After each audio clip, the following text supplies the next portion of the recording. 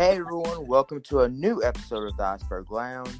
I'm your host, Thomas Single. With me in seat number 2 is Randy Dobbins. Hello. And in today's episode, we're going to be talking about the big conference moves that are happening within the Big 12, the AAC, and the Sun Belt, and why all of these teams are moving around to these conferences. But before that, we will hit our traditional commercial break, and we will be right back.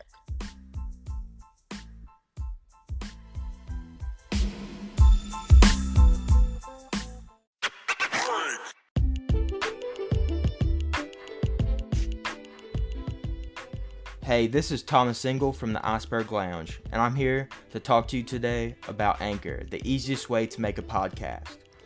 Anchor gives you everything you need in one place, and guess what? It's absolutely free, which you can use right from your cell phone or computer just like I do. They even have creation tools that allow you to record and edit your podcast so it sounds amazing. They'll even distribute your podcast for you. You don't even have to do it yourself. So it can be heard everywhere, from Spotify, Apple Podcasts, Google Podcasts, and many more. You can even make money from your podcast with minimum listenership. So why don't you download the Anchor app or go to anchor.fm to get started.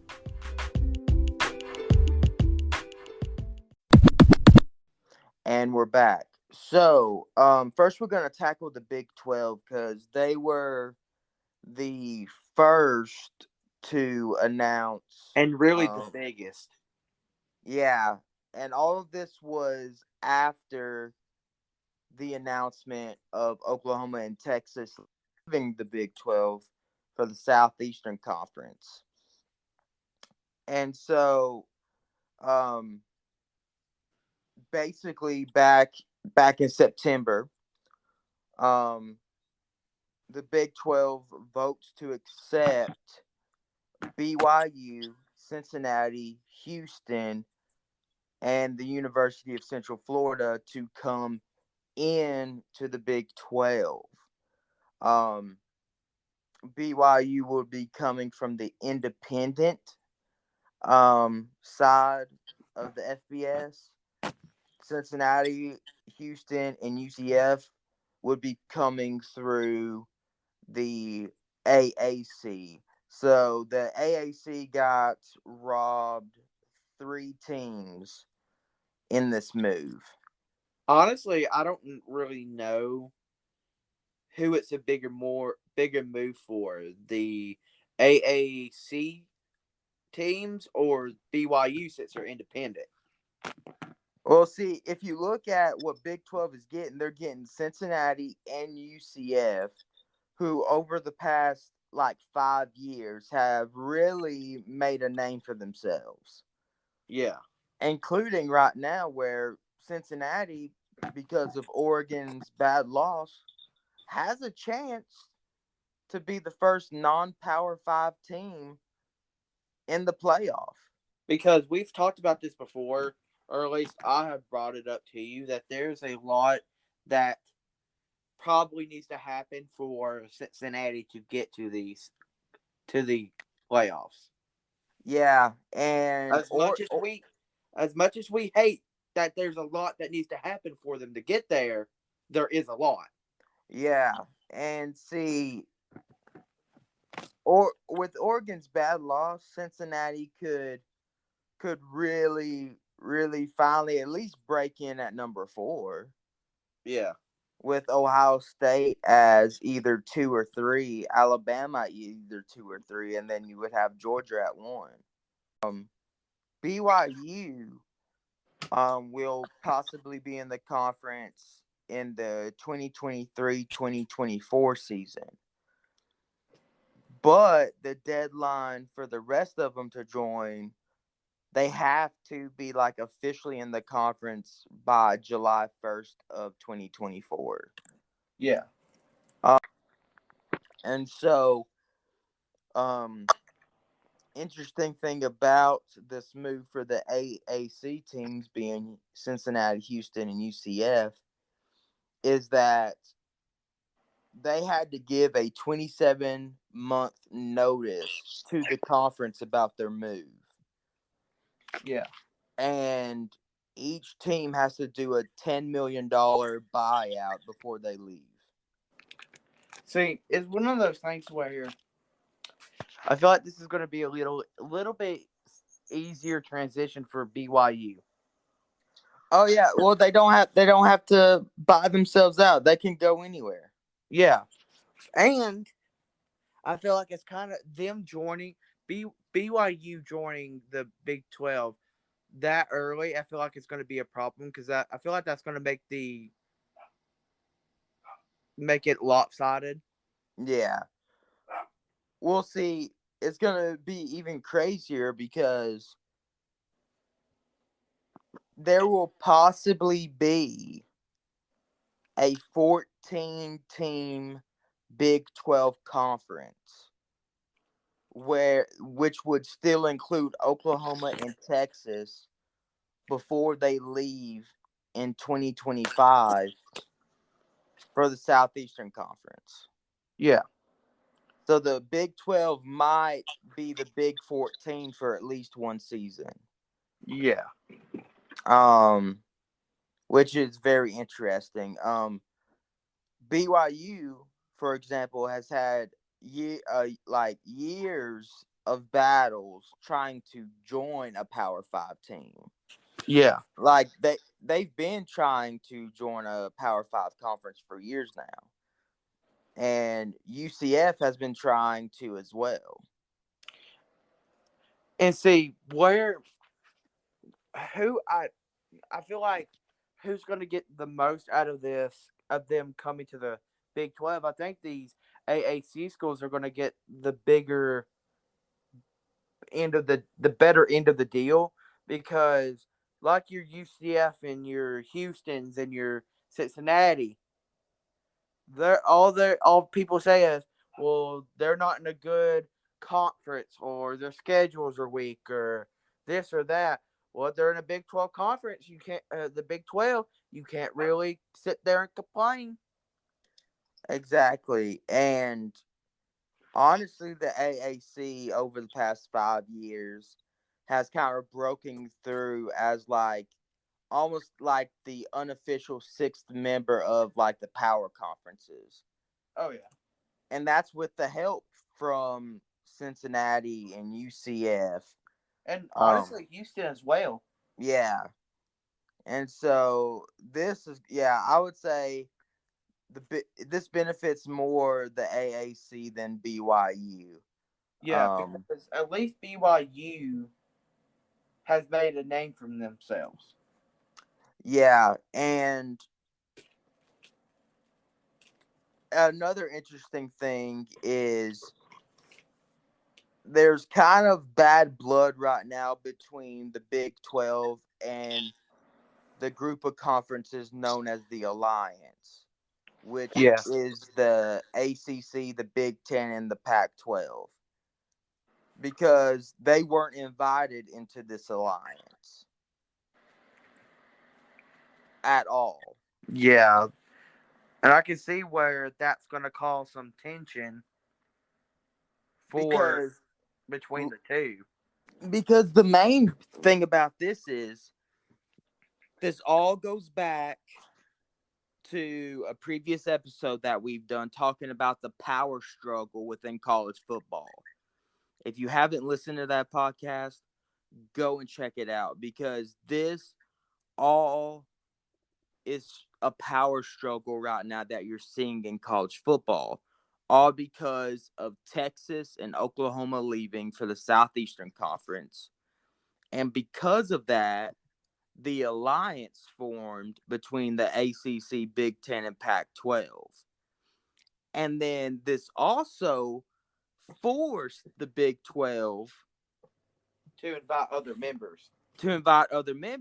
Because before the Oklahoma and Texas left, they weren't wanting to invite anyone else. And so, and this whole power struggle is over the expansion of the playoffs. from 4 teams to 12. And so now you're seeing the Big 12 having to scoop up as many teams as they can. The Southeastern Conference having what people say is the most power. And then the Alliance forming together so that way they can kind of almost balance the scales with the Southeastern Conference. See, I want to tell you something. My thing with the Alliance is do what you want, but that's going to eventually lead to the Alliance having turmoil in itself. Oh, yeah. Because then it'll start this bickering that from we beat this team or we beat this team or we're conference champs or you know what I mean? Yeah, and see, I can almost see possibly the Big 12 reaching out to the Southeastern Conference and being like, hey, we need to team up because if not, then it's going to be 3 conferences against each of us when it could be 3v2. Yeah. And that could possibly happen. We would just have to wait and see about that. This whole thing is honestly a wait and see. Oh yeah. But all of this is spurring from the expansion of the playoffs and power struggle to get the most powerful teams on each conference to give them more of a chance to get into this bigger playoff. And that's all it is. It's almost like different countries almost going to war with each other at this point, it seems. But so far, the teams that are staying in the Big 12 are Baylor, Iowa State, Kansas State, Oklahoma State, TCU, Texas Tech, and West Virginia, with BYU, Cincinnati, Houston, and UCF joining them. UCF being the furthest away team, it seems. Which one's the furthest away? It seems to be either UCF. It could go between West Virginia and UCF. Yeah. Or at least BYU's right there in that close proximity of the rest of the schools. Exactly. And so that's kind of going to be the outlook of the Big 12 in the coming years. So that'll be interesting. Now, moving on to the AAC. And from back in October, it was announced by the AAC that Florida Atlantic, Charlotte, North Texas, the University of Texas at San Antonio, Rice, and UAB have accepted invitations to join the conference. And it pretty much the earliest they seem like they can join is that BYU time of 2023-2024. Yeah. So all of these moves seem like they'll be solidified between 2023 and 2025. Which really isn't that far away. No, exactly, because 2023 is 2 years away. Yeah. So, well, really, a year. Yeah. So, I mean, a lot of these changes will be happening sooner than what people would think. And so and we also got to remember this not only affects college football, but the rest of the NCAA sports. Yeah, because it's going to affect literally everything else from swimming to basketball. Exactly. And see, with the Big 12 pretty much poaching 3 teams from the AAC. I think every single team that the AAC recruited literally all was from the Conference USA conference. Wait, from which conference did this now? The AAC, Okay. the teams that they recruited seem to be all Conference USA. Which is weird. Yeah, literally, all 6 teams will be leaving Conference USA, making Conference USA be knocked down to 8 teams. So they literally, talking about poaching, poached Conference USA and got double of what they lost. Yeah. It's one of those things where there's so much moving around that I don't. It's just weird that now's the time to move. Yeah, but also with the power struggle we've been talking about and the possible expansion happening at any point to the 12-team playoff. Like, these conferences are just trying to scoop as many people as they can. It's one of those things where I think what's going to happen is I don't know if they've.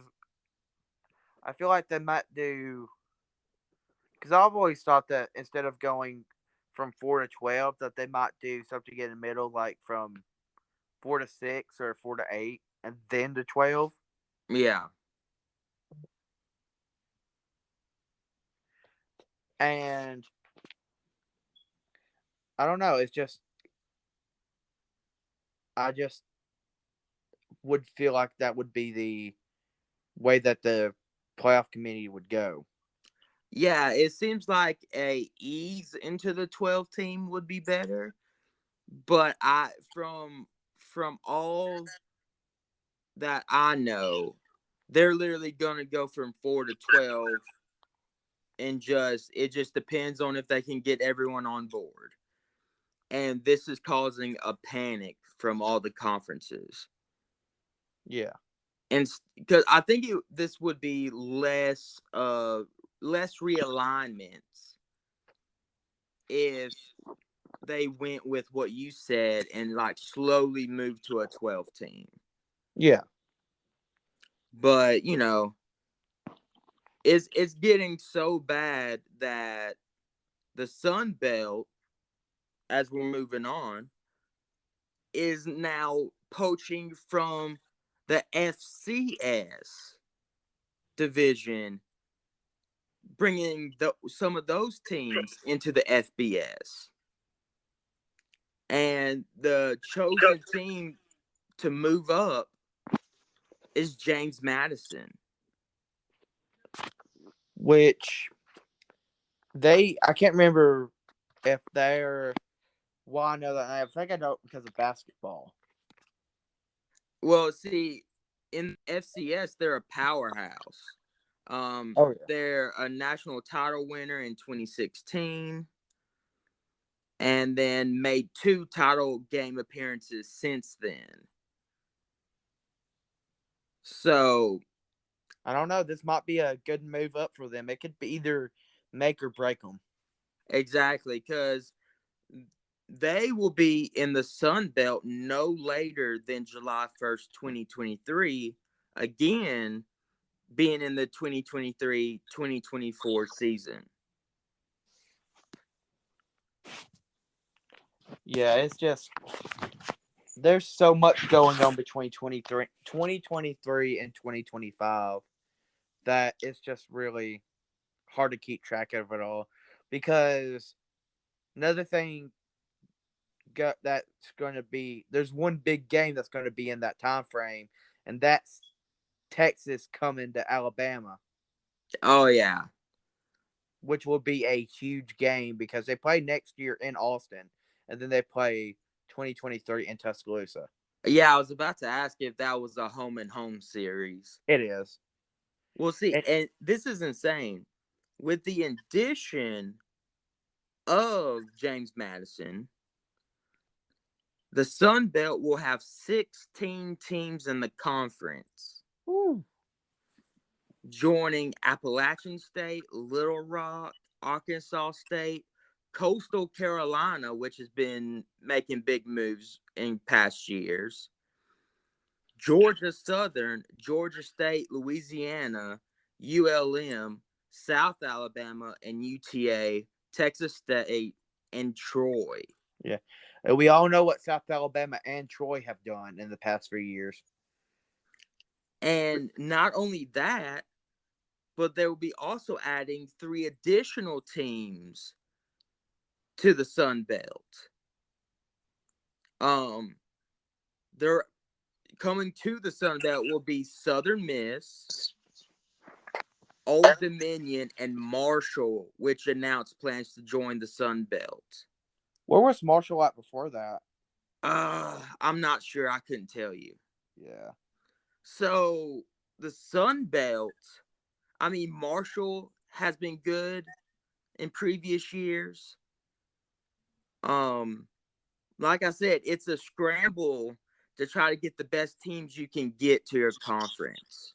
Yes, especially right now while all this confusion is going on. Yeah, to me, 2023 and 2025 through there, I would consider it the realignment era of college football. Yeah. Because I couldn't tell you the last time all this realignment was happening. Probably since the early to mid 90s, if I could have told you, because when the SEC did that first SEC championship game, and then Alabama went on to win the national championship, people saw how much money it was raking in, and then that led to form the Big 12 and a bunch of other conferences making their own championship games. So, I mean, that's probably about the last time that I could think of that much realignment has happened. Exactly. But yeah, that's everything going through all these moves so far. And I know me and Randy will keep up with all of this realignment news. If anything else happens, we're definitely going to be covering it.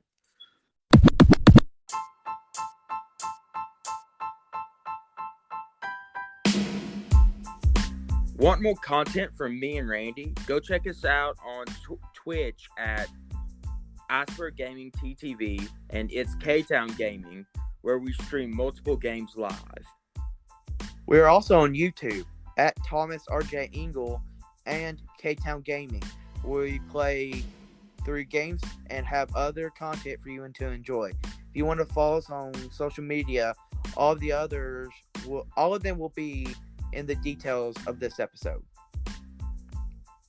Support us at patreon.com/TRJI, where you can get our content first before anyone. If you are unable to invest in us monetarily, then you can by following, leaving reviews, chatting with us, liking, commenting, and sharing.